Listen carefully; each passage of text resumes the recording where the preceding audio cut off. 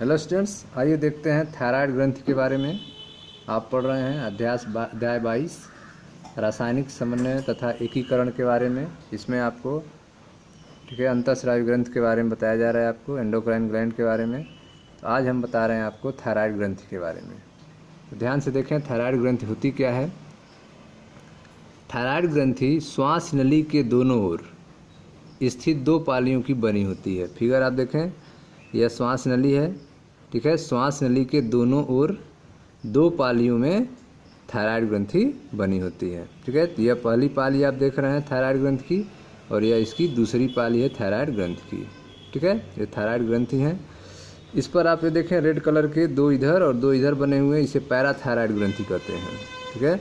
तो थायराइड ग्रंथि के ऊपर ही ये आप दो एक साइड में और दो दूसरे साइड में देख रहे हैं, इसे पैराथायराइड ग्रंथि कहते हैं। इसको अगले वीडियो में हम लोग पढ़ा जाएगा। तो पहले पढ़ते हैं इस थायराइड ग्रंथि के बारे में। तो थायराइड ग्रंथि श्वास नली के दोनों ओर स्थित दो पालियों से बनी होती हैं। दोनों पालियां संयोजी ऊतक की पतली पल्लीनुमा स्थमस से जुड़ी होती है, ठीक है। यह दोनों पालियां जो हैं वे संयोजी ऊतक के पतली पल्लीनुमा स्थमस से जुड़ी होती हैं। प्रत्येक थायराइड ग्रंथि पुटकों और भरण ऊतक से बनी होती है, ठीक है। तो यह जो थायराइड ग्लैंड आप देख रहे हैं, यह पुटक और भरण ऊतकों से बनी होती हैं थायराइड ग्रंथि। और यह दोनों पालियां जो हैं वे संयोजी ऊतक के पतली पल्लीनुमा स्थमस से जुड़ी होती हैं, ठीक है। तो थायराइड ग्रंथि श्वास नली के दोनों ओर स्थित दो पालियों से बनी होती हैं। दोनों पालियां संयोजी ऊतक के पतली पल्लीनुमा स्थमस से जुड़ी होती हैं। प्रत्येक थायराइड ग्रंथि पुटकों और भरण ऊतक की बनी होती है, ठीक है। तो प्रत्येक थायराइड ग्रंथि जो है वह पुटकों और भरण ऊतक की बनी होती है। प्रत्येक थायराइड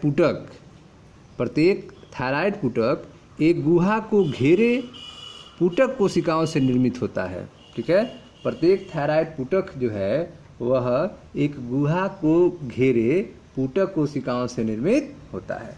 तो थायराइड पुटक जो है वह पुटक कोशिकाओं से बना होता है, जो गुहा को घेरे हुए रहता है, ठीक है। ये जो पुटक कोशिकाएं आप देख रहे हैं, पुटक कोशिकाएं, यह जो हैं दो तरह के हार्मोन का स्राव करती हैं, ठीक है। तो प्रत्येक थायराइड पुटक एक गुहा को घेरे पुटक कोशिकाओं से निर्मित होता है।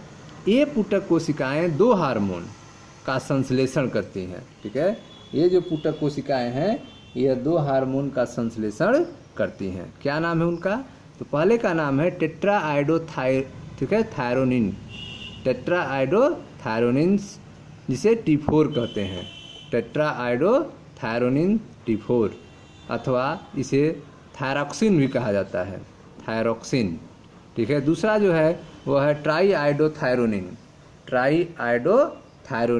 जिसे T3 कहा जाता है, ठीक है।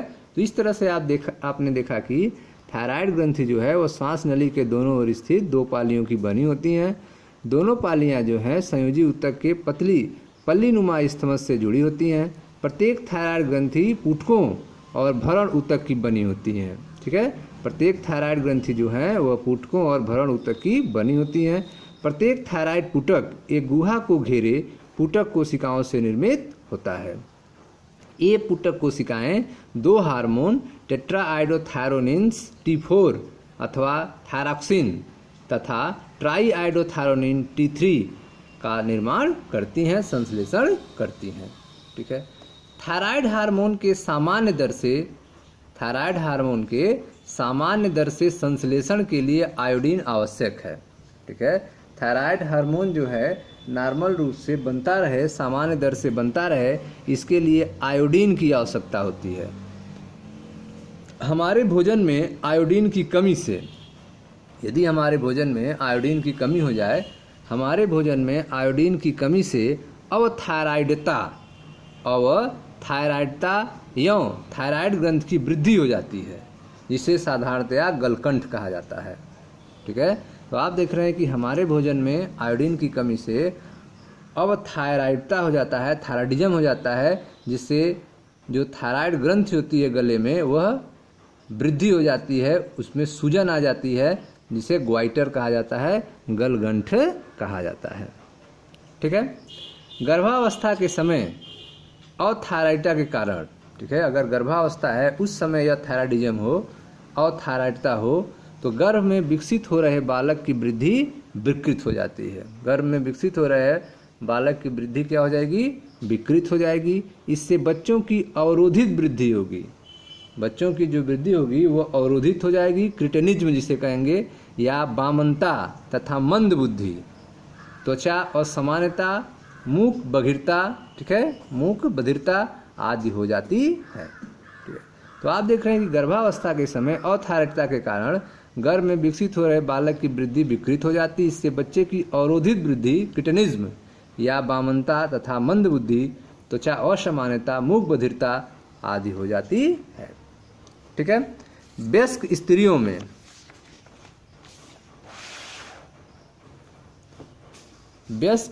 में अथायराइडता मासिक चक्र को अनियमित कर देता है। ठीक है। तो वयस्क स्त्रियों में अगर थायराइडिज्म हो, अथायराइडता हो, तो इससे मासिक चक्र अनियमित हो जाता है। थायराइड ग्रंथि के कैंसर अथवा इनमें गांठों की वृद्धि से, थायराइड ग्रंथि के कैंसर अथवा इनमें गांठों की वृद्धि से थायराइड हार्मोन के संश्लेषण की दर असमान रूप से अधिक हो जाती है। ठीक है। थायराइड ग्रंथि के कैंसर अथवा इनमें गांठों की वृद्धि से थायराइड हार्मोन के संश्लेषण की दर जो है वो असामान्य रूप से अधिक हो जाती है। इस स्थिति को थायराइड अतिक्रियता कहते हैं। थायराइड अतिक्रियता कहते हैं, जो शरीर की कारकी पर प्रतिकूल प्रभाव डालती है। ठीक है। थायराइड हार्मोन आधारी उपापचयी दर के नियमन में मुख्य भूमिका निभाते हैं। थायराइड हार्मोन जो हैं वे बेसल मेटाबॉलिक रेट आधारी उपापचयी दर के नियमन में मुख्य भूमिका निभाते हैं। ए हार्मोन लाल रक्त कणिकाओं के निर्माण की प्रक्रिया में भी सहायता करते हैं। थायराइड हार्मोन जो है वह आरबीसी लाल रक्त कणिकाओं के निर्माण की प्रक्रिया में भी सहायता करते हैं। थायराइड हार्मोन कार्बोहाइड्रेट, प्रोटीन और वसा के उपापचय अर्थात संश्लेषण और विखंडन को भी नियंत्रित करते हैं। ठीक है। तो थायराइड हार्मोन कार्बोहाइड्रेट, प्रोटीन और वसा के उपापचय को नियंत्रित करते हैं। जल और विद्युत अपघट्यों का नियमन भी थायराइड हार्मोन प्रभावित करते हैं। थायराइड ग्रंथि से एक प्रोटीन हार्मोन थायरोकैल्सिटोनिन, थायराइड ग्रंथि से एक प्रोटीन हार्मोन थायरोकैल्सिटोनिन TCT का भी स्राव होता है, जो रक्त में कैल्शियम स्तर को नियंत्रित करता है। ठीक है। तो इस तरह से आप देख रहे हैं कि थायराइड ग्रंथि के कैंसर अथवा इनमें गांठों की वृद्धि से थायराइड हार्मोन के संश्लेषण की दर जो है असामान्य रूप से अधिक हो जाती है। इस स्थिति को थायराइड अतिक्रिया कहते हैं। ठीक है। इस स्थिति को थायराइड अतिक्रियता कहते हैं, जो शरीर की कारकी पर प्रतिकूल प्रभाव डालती है। ठीक। थायराइड हार्मोन जो है आधारी उपापचयी दर के नियमन में मुख्य भूमिका निभाते हैं। ए हार्मोन जो हैं लाल रक्त कणिकाओं के निर्माण की प्रक्रिया में भी सहायता करते हैं। थायराइड हार्मोन कार्बोहाइड्रेट, प्रोटीन और वसा के उपापचय अर्थात संश्लेषण और विखंडन को भी नियंत्रित करते हैं। जल और विद्युत अपघट्यों का नियमन भी थायराइड हार्मोन प्रभावित करते हैं। थायराइड ग्रंथि से एक प्रोटीन हार्मोन थायरोकैल्सिटोनिन का भी स्राव होता है, जो रक्त में कैल्शियम स्तर को नियंत्रण करते हैं। ठीक है स्टूडेंट। तो यह था थायराइड ग्रंथि के बारे में। Thank you.